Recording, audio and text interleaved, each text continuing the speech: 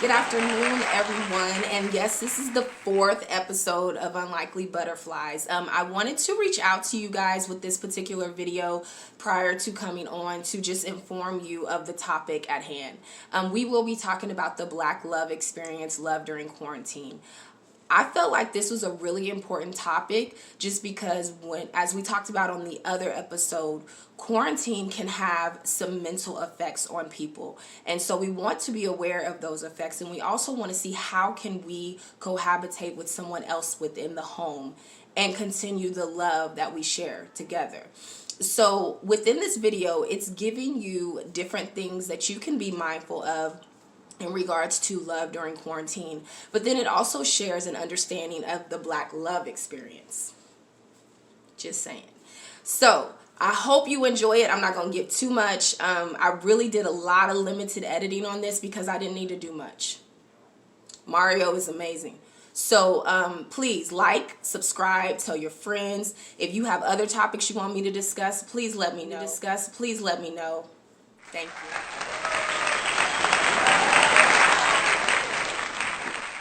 Okay, so Mario, tell me a little bit about who Mario is. Okay. Well, Sharon, I'm Mario. I'm from Milwaukee, Wisconsin.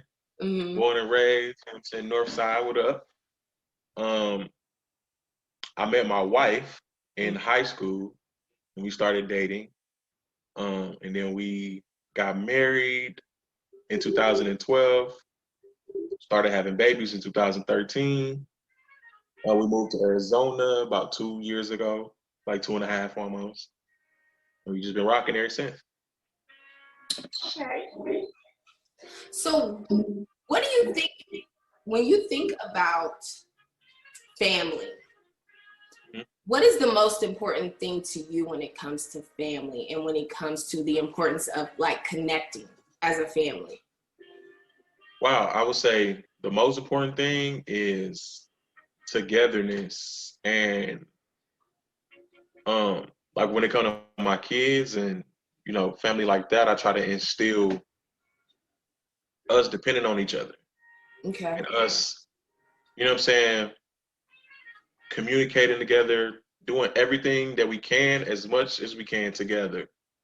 Whether that's reading, we all sit down and read a book, you get a page, this person or whatever.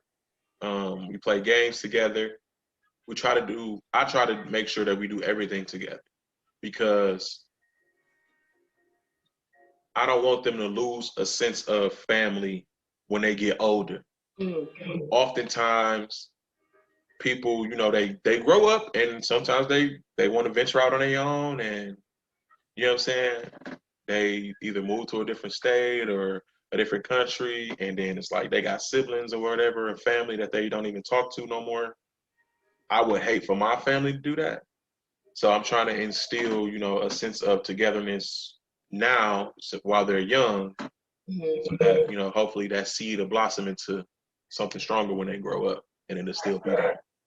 Because like we all need support, and so if you can get that support within your family, then it makes it all the better because then you can connect on a level where you know people, and you know who they are, you know their background, so it makes it so much better. So because we're talking about the experience of having Black love and then people being indifferent about that, saying, well, it's not just about Black love, what would you say to those people who feel like, well, that could be a sense of inequality just because you're not speaking of everybody, you're only talking about African Americans? And that question has came up a lot, like, why is it just the Black love experience, So what would you say to those people who kind of don't agree? I would say, me personally, I love myself. I love everything about me, especially my Blackness. Mm. So in order for me to be able to share that with the world, I don't understand, or I don't see another way of doing that than by having a Black wife and Black kids, and we create Black love in that sense. Mm-hmm. Now, just because Black love for me is at the forefront of how I see things and how I want things to be, does not mean that I am opposed to interracial relationships or interracial marriages or anything like that. Because I mean, you love who you love. Right. You sometimes you really, honestly, you can't help that. Right. You know, if a Black man love a white woman or vice versa, or Asian or Hispanics or whatever, that love is their love. Right. But for me personally, I can't really speak on that because that's not my experience. You know what I'm saying? And I was reading this article, and it talked about how, you know, people tie Black love with just relationships and like connecting it to sexuality and different things like that. But Black love within this article discussed how it was a way that African Americans united during a time where we felt like we couldn't connect with other people. So it was a sense of togetherness. Like when, you know, Martin Luther King was marching, it was like a sense of pride to say, hey, you know, I am who I am. And this is a sense of love that we have to have for one another. So when you think of Black love, do you feel like there's something special connected to it that sets it apart? Most definitely. Okay. All Black, period. You know what I'm saying? So that's why I led with I love myself and me being Black. Okay. Not just, you know what I'm saying, because of I want a Black family. No, Black is deeper than the actual person. It's a cultural thing. It's a morals thing. You know, it's not just, you know, um, two people coming together and creating a family. Black love, it really starts within yourself. And I feel like for a person to do that, they have to understand their history,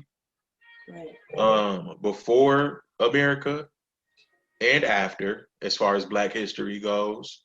And they have to understand where they want to be in the future. You know, and there's nothing wrong with celebrating yourself. Right. There's nothing wrong with loving yourself and your culture and your people. Right. You know what I'm saying? And just because you love yourself and you love your history and your people and your Blackness, that does not mean you hate any other race, any other culture, or anything like that. Like, we live in Arizona. Right. So there is a very heavy Mexican influence here. We embrace that too. Right. Like, and really be honest with you saying that, it makes sense because, you know, with case management and stuff, you go in and out of people's homes, and some of the things that they do, you be like, we do that, you know. yeah. You know, mopping the floors, don't walk on people's floors and different things like that. Now that may be in all cultures, but I know with Hispanics, that's one thing that like you don't do that. So I seen a connection also with food. They always offer food, and I love it because I love food. You know what I'm saying? But it's a tradition that you begin to see with different cultures. So yeah, that's true. Definitely. And I mean, I can't stress that enough. Like, just because I love what I love does not mean I hate the opposite of what I love. Right. And that goes for everything. You know what I'm saying? Like, as simple as food, let's just say a hamburger, right? I like ketchup on mine. I don't like mustard on my burger, but I don't hate mustard. You know what I'm saying? Right, right. So I don't, and it really trips me out because I have family members that I grew up with. You know what I'm saying? Like, we was very, very close. Like, we still close, but like growing up, I'm at your house every day, you at my house every day. We're growing up together. And some of them have interracial, you know what I'm saying, relationships. And I find myself still having to say, like, it's okay to be with this person. I love the person you with, Right. regardless of their race. You know what I'm saying? And it's just like they have to defend their relationship all the time.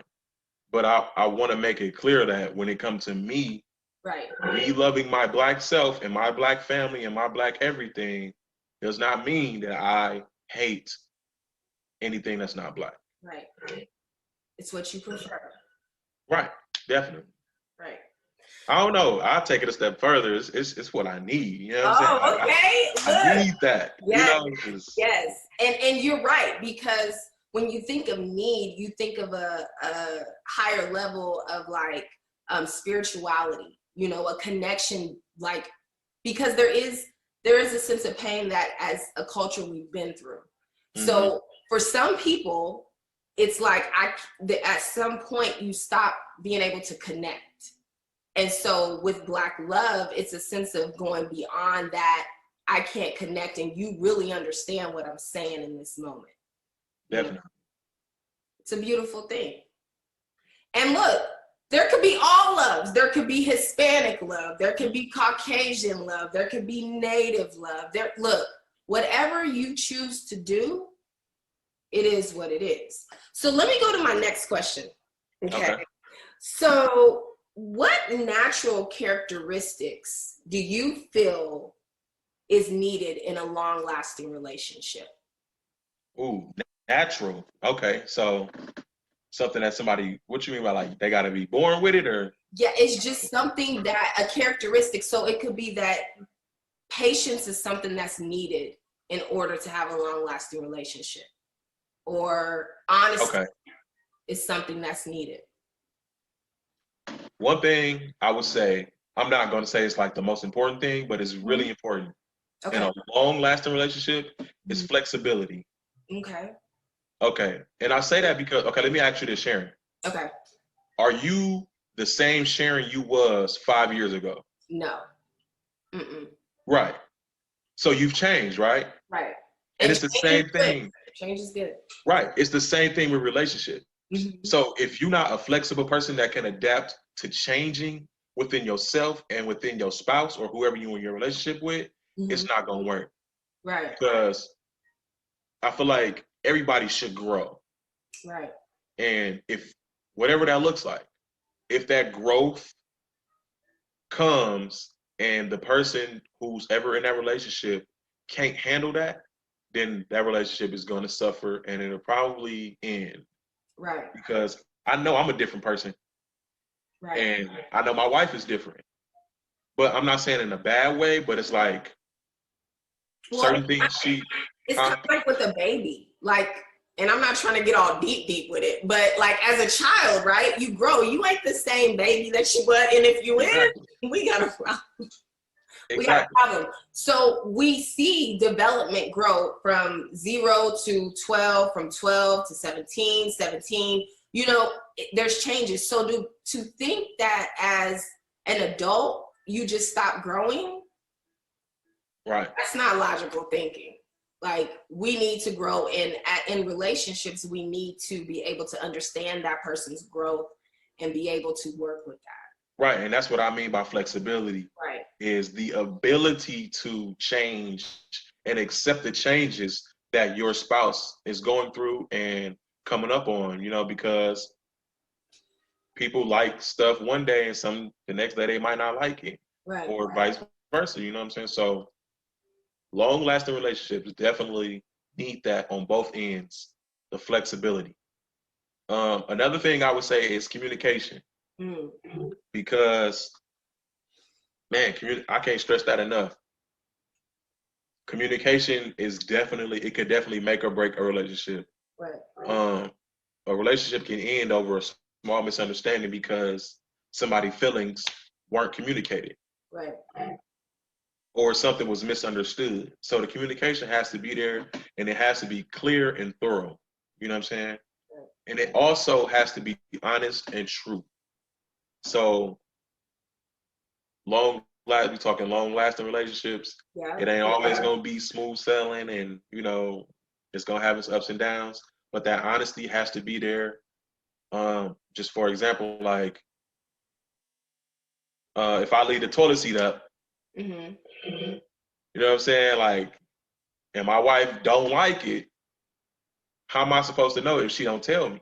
Right. You know what I'm saying? Right. So her communicating like, hey, Mario, where however she said, you know, get your shit together. I'm gonna need you to do this and do that. I don't like it when you do this, but however it is, it needs to be communicated and it has to be understood that I understand it. So Mm-hmm. that way we can move past that and that wouldn't be a long-term issue in a Right. relationship. And that eliminates resentment, because if you don't say anything, you begin to resent that person versus Right. just being all out. It is what radical acceptance. You're accepting what each person is saying, and then we're moving on with it. So I would You, agree.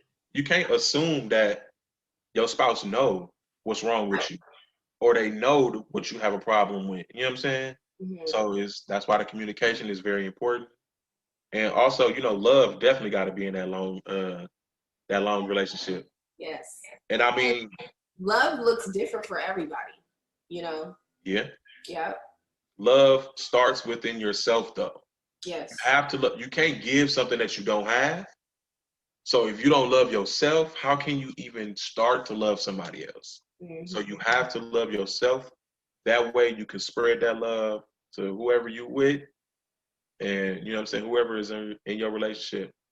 Right. So And we I would talked say about that's pretty. we talked about that on our last show too, about self-care and being able to have the energy that you need for others. Is you first have to gain that energy for yourself.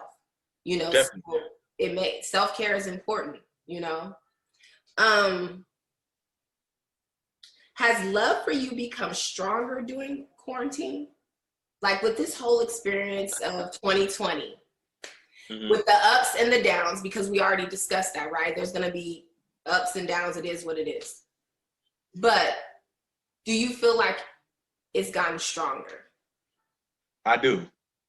And I say that because it allowed me, the whole quarantine thing, Mm-hmm. it allowed me to get a better understanding of my wife. Right.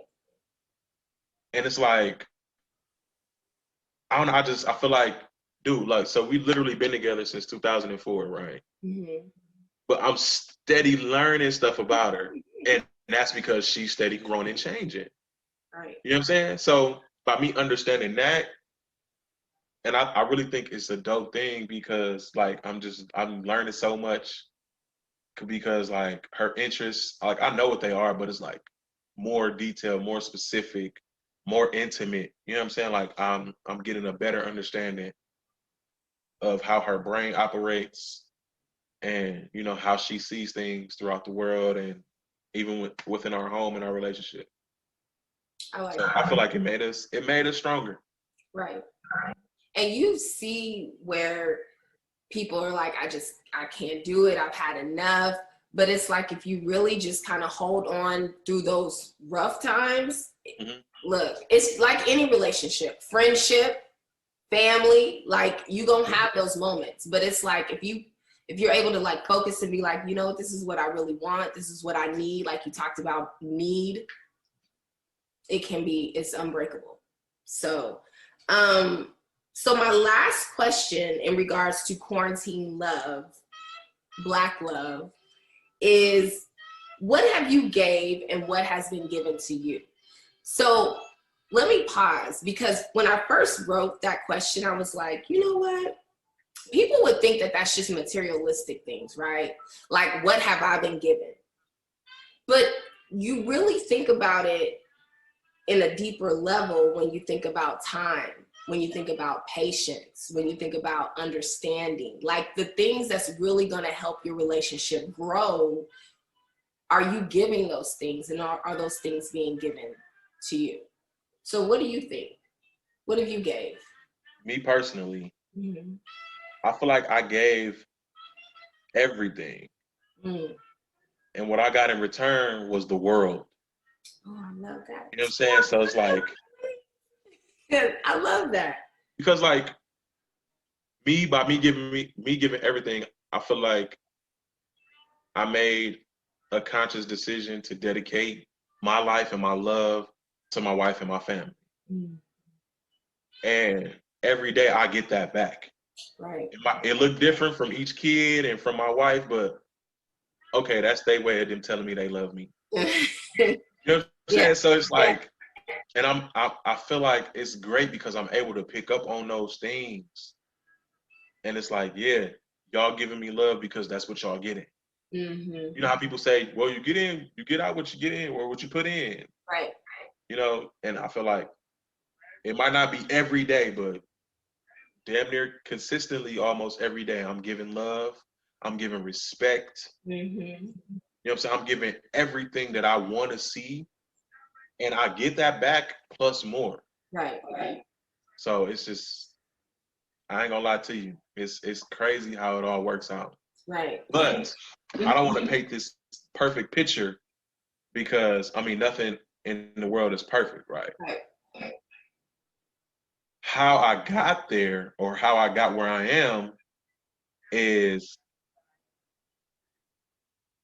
I had to be brought back down to reality. Mm-hmm. And what I mean by that is anything that's given can be taken away. Right. So I may have taken some things for granted in the past, Mm-hmm. now realizing what it was worth and what it, you know what I'm saying, what it could be as Right. far as like personal things, relationship things, family things.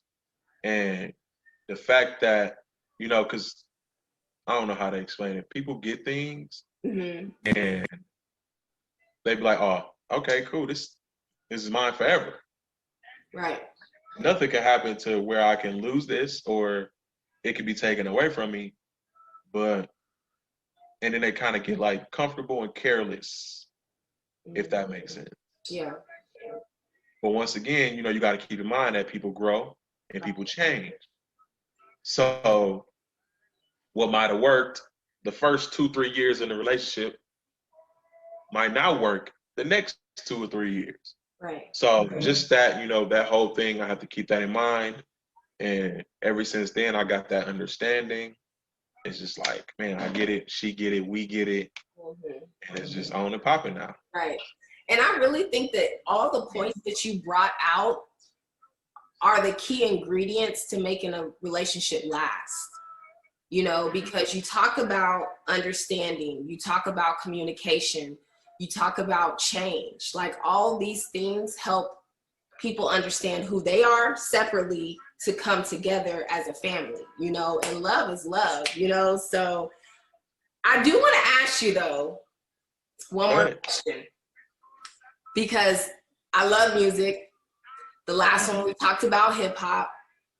I want to know, who do you think are influential when it comes to R&B music when it comes to women?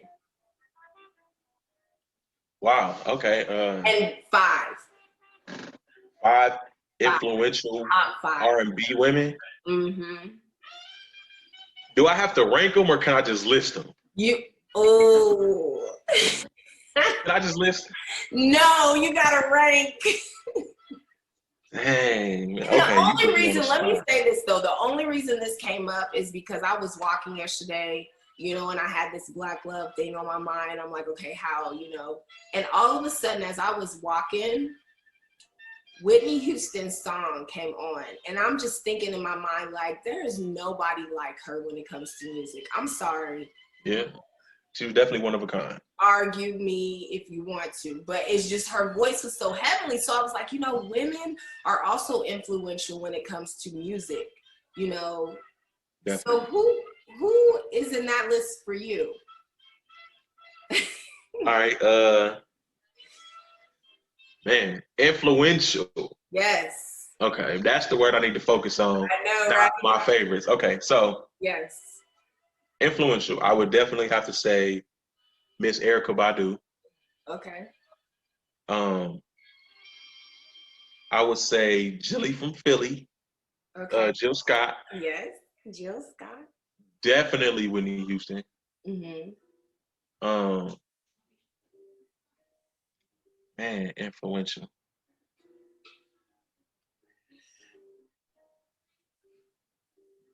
Um, Patti LaBelle. Okay.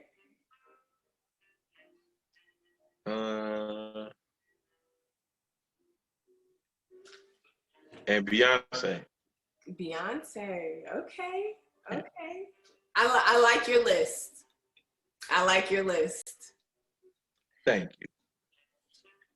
So anything else, Mario? Do you have anything else you want to give the people? Because I feel like I'm gonna have you on again just because you have a wealth of knowledge. You know, is there anything that you're connected to right now that you want to, like, you know, make people aware? And it's okay if it's in Milwaukee, right? Yeah. Wisconsin. It's okay if it is, because I want this to reach everybody, you know. So is there anything that you feel like is important when it comes to resources that we can give to the people and share? Yeah. Okay, so wait, real quick before we get into the resources. Okay.